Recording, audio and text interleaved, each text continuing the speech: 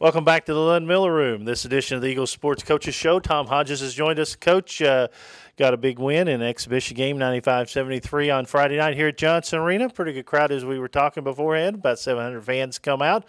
Anytime you can get that play and that crowd in an exhibition game, you have to be happy. Well, Jay, it's a testament to the show here.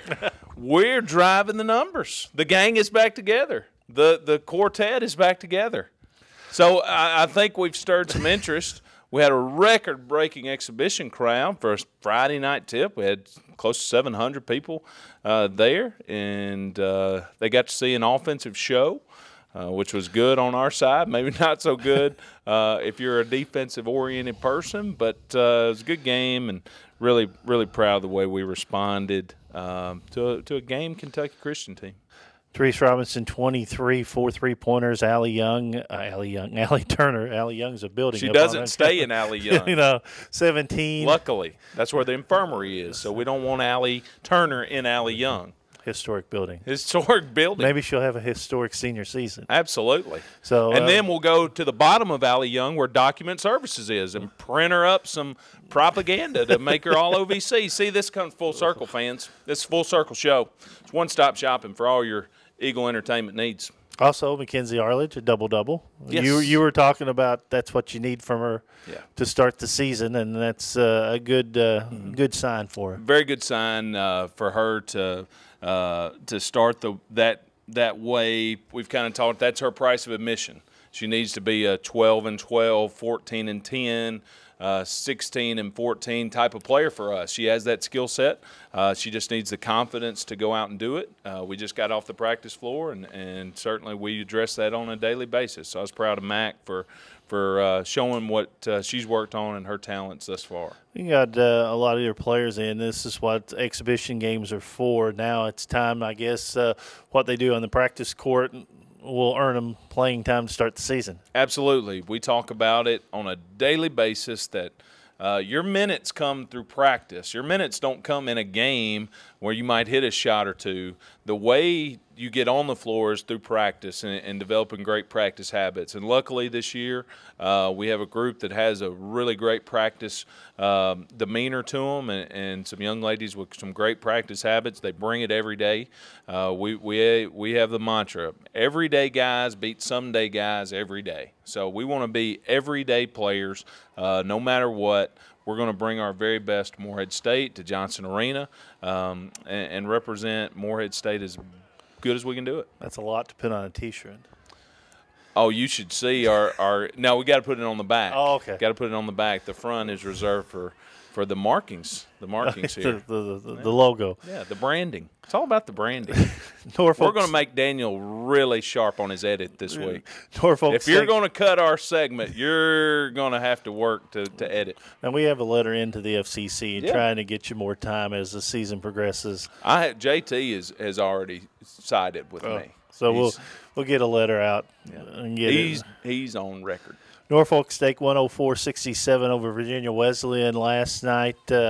Norfolk State comes in town noon on Friday, which will be a great sight because the local elementary schools will be coming in. Of course, we want the regular Eagle fans also to come in. Absolutely. Big thanks to Marvin Moore, Superintendent of Schools here at Round County, for allowing the school systems in. Brian Hutchinson, our athletic director, granting that invitation. So noon on Friday, we tip off. We'll be one of the very first college basketball games, men's or women's, in the country this year. So that's exciting.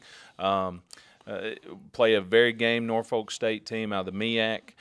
Very athletic. They scored 104 points last night, Jay, and they only attempted 4 3-pointers. So they are taking it to the rim. The game will be won and lost in the paint.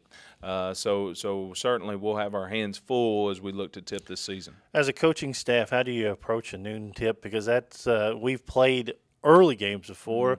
But that noon tip to start it off, how do you approach that? Well, I think that's where it's to our benefit because we practice every morning. So every morning we're in the gym at 7:45 going through our normal routine. We won't necessarily have a shoot-around that morning, but we'll do a pregame meal, and I don't think it will be anything out of the ordinary for us. If we tip at midnight, we should be able to represent ourselves just as well as if we tip at 8 a.m. So a noon tip on your lunch hour, hopefully. Brown bag it. Bring it on in. Absolutely. Noon ball. Everybody loves a little noon ball. Everybody likes to do a little thing on lunch, sneak away a little early. Absolutely. And come on, and then if they ask why it's 2:30 when you get back, just say traffic. Because it's always traffic bad. It's traffic. So, absolutely. of course, you don't have much time. I'll write the excuse. Much time in between the fact that your young ladies travel to Nashville to take on Lipscomb on Sunday afternoon, 3 o'clock Eastern time, and pretty good team, Lipscomb. Yeah, a lot of tradition in that program. Historically, a basketball school. Quick turnaround. We will be their opener. Well, they don't have football, so it'd be kind of hard to be a football school. Their football team is undefeated. Has been for 100 years. But it's a quick turnaround. We'll really test. We play 3 games in 5 days to open the season. So all of our hard work up to now gets put on display in front of a bunch of people. We're excited about that, excited to step up to the challenge. I know looking at your starters from the Kentucky Christian game, going with almost the same lineup that ended the year last year for you. Very similar, very similar. And the growth in that lineup is very impressive. I think Shanice Parker has probably made the biggest jump out of anybody. I hope fans saw that, shooting the ball with much more confidence and a lot better stroke. That's her time in the gym. And then Tyler Eachwin, Allie Turner, all of our veterans really contributed well and have raised their games up. And in turn, that's raised our newcomers' games. 12 o'clock. We're being a little too serious. We went through about a 3-minute stretch of serious talk there.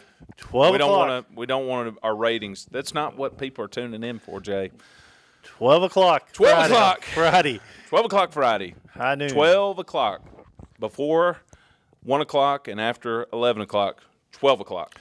12 o'clock Friday. We want to tell people. We're tipping off at 12 o'clock, fans. Hopefully. You know how we do sometimes. Maybe 12:03, 12:04. You'll be on the radio at what time? 11:45. 11:45. Tune into the Eagles Sports Network for a 12 o'clock tip. Breakfast with the ESN. Breakfast with the Eagles Sports Well, I guess it'd be brunch. Brunch. Yeah. Or dinner. Lunch and dinner. Oh, okay. You know. I don't know. We'll work on that a little bit. Seinfeld. That's a Seinfeld episode. Yeah. See, this is what American Samoa wants. This is what Vanuatu wants. It's what the Cook Islands, the Sandwich Islands, everybody in the Pacific Rim. Now. That's what they're looking for. So, this stuff. And we'll continue this stuff next week here Absolutely. on the Eagles Sports Coaches Show. Tom, we'll talk to you before the game. We'll be on at 11:45 tip-off. 12 o'clock tip. Against Norfolk State here at Johnson Arena. That's going to do it for this segment. We'll have more. This is the Eagles Sports Coaches Show.